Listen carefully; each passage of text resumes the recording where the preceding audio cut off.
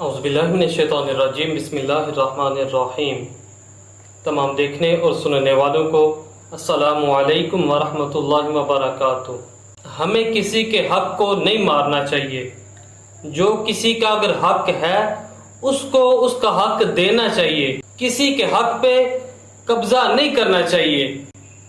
جو اپنی چیز ہے صرف اسی پہ قبضہ کرنا چاہیے، جو کسی کی چیز ہے اس پہ قبضہ نہیں کرنا چاہیے۔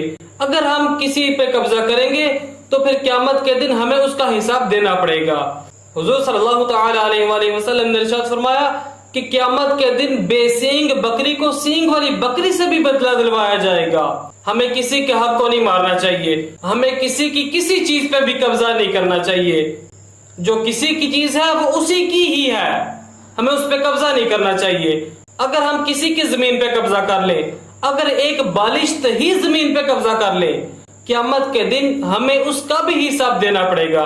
حدیث مبارکہ میں ہے کہ رسول اللہ صلی اللہ تعالی علیہ وآلہ وسلم نے ارشاد فرمایا کہ جس کسی نے کسی دوسرے کی ایک بالشت زمین پہ قبضہ کیا، قیامت کے دن اسے 7 زمینوں کا طوق پہنایا جائے گا۔ ہمیں اللہ تعالیٰ سے ڈرنا چاہیے، کسی کی چیز پہ قبضہ نہیں کرنا چاہیے۔ اللہ تعالیٰ کی بارگاہ میں دعا ہے کہ اللہ تعالیٰ ہمیں اپنی رضا کے مطابق زندگی گزارنے کی توفیق عطا فرمائے۔